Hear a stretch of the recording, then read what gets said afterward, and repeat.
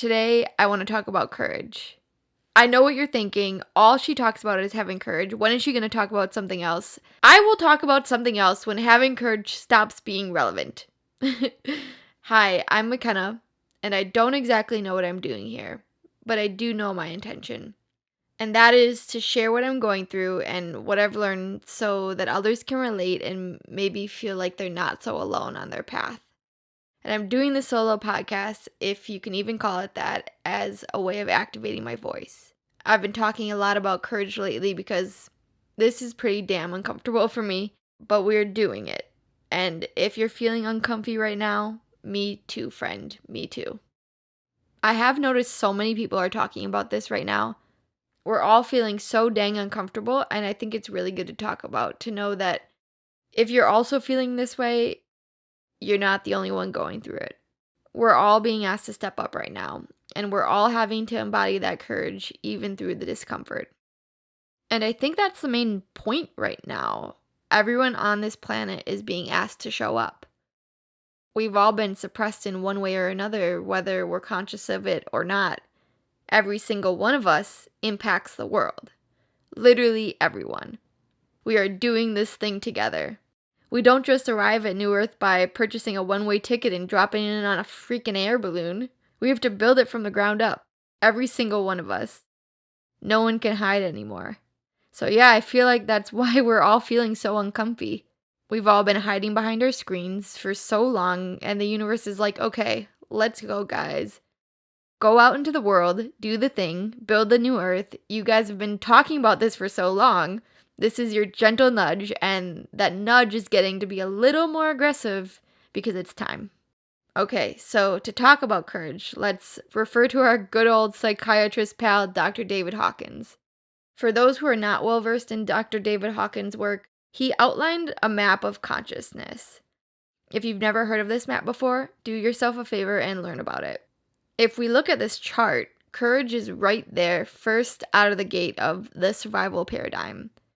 So we've transcended the feelings of pride, anger, desire, fear, grief, apathy, guilt, shame, and we've made our way out of the lower three chakras and started to realize that there's more. What happens when we get to the level of courage? You start running into truth. The truth is that what you've done before has been out of survival, and the truth is you're just coming to figure out what the truth is. And maybe it's something you've only had glimpses of before. And maybe you thought you knew what was true, but it really wasn't. The truth is a chocolate chip cookie, and you picked up a raisin cookie. Damn imposter chocolate chip cookie. Courage is your gateway to truth. And it's just right there above the survival paradigm. And it's easy to slip back down into survival. But if you have enough courage, you're at that threshold that leads you out of the survival paradigm. Having enough courage is what overrides all that you've learned before. As I said, I feel called to talk about courage because I know I'm not the only one feeling this way. The discomfort of expansion. And with that discomfort, I'm reminded that discomfort is our body's way of getting our attention. So amidst feeling this discomfort, I found it helpful to drop into my body and into my heart. Like, think about this. Usually if you have, for example, an ache or pain in your body or you get sick, that's your body getting your attention. It's trying to tell you something. And though this discomfort of courage isn't like a specific body pain, it's still a discomfort that's reminding you to check in with your body. Because in checking in with your body, you can find out exactly what you need to know.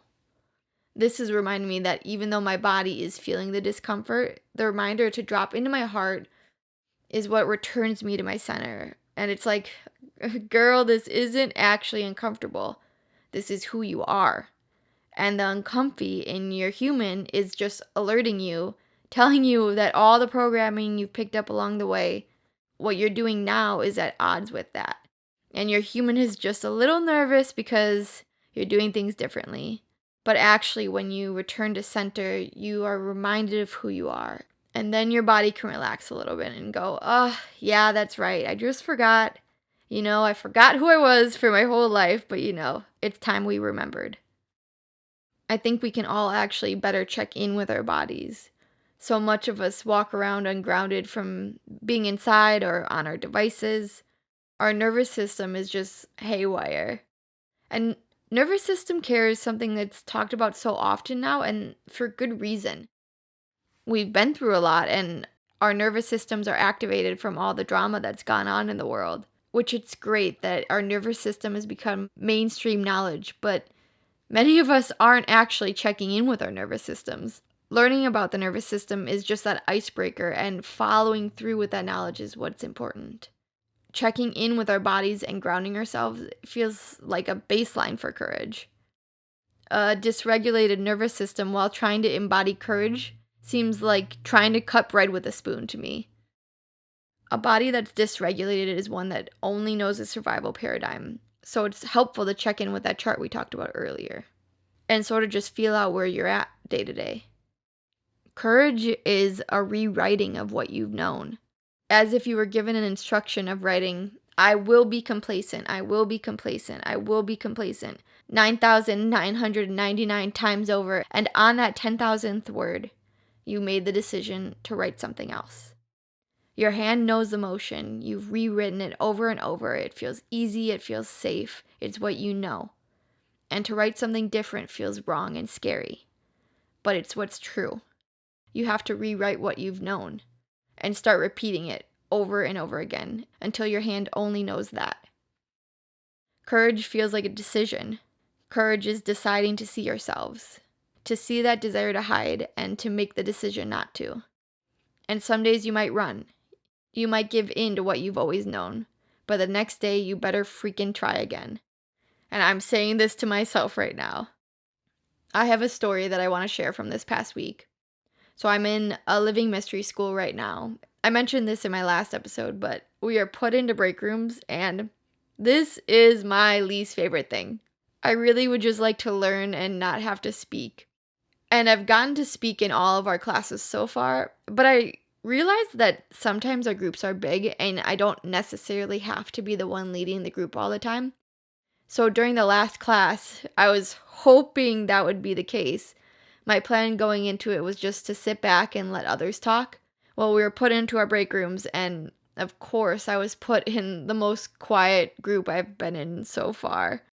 I ended up really being a main leader of our conversation, which I should have known would happen. But we got on the conversation of courage and being willing to face things head on, which is sort of my jam right now.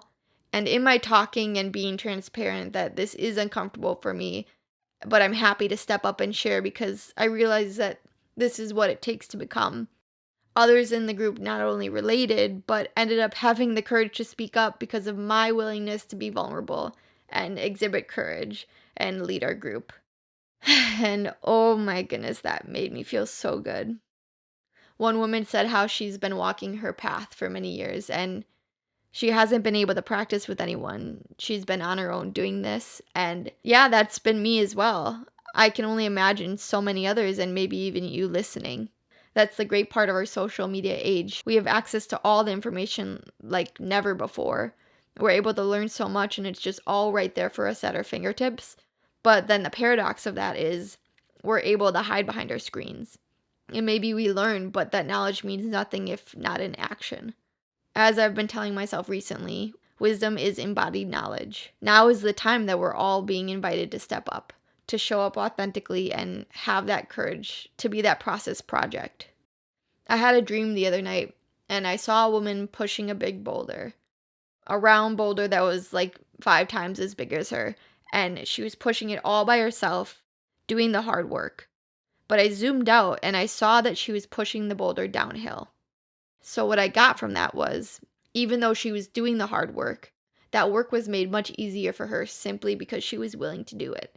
So when you feel like you're doing the hard work and feel alone and helpless, remember that you're not.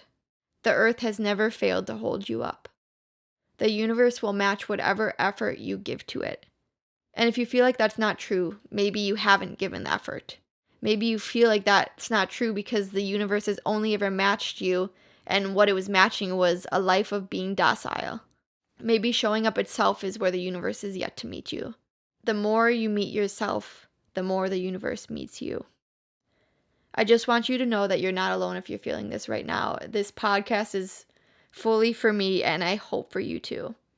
I wish you the courage to find your capital T truth and to step into it with everything you've got. Okay, so to end, I have a task for you. My teacher in my mystery school left us with this task, and I'm now passing it off to you. This week, challenge yourself. When you wake up in the morning, set the intention to experience courage in your day. The universe will provide you with an opportunity to face your fears in a capacity that you will be able to handle. If you do this, let me know. I'm excited to hear about your experience. And just know I'm doing this right alongside with you. Okay, cool. That's a wrap.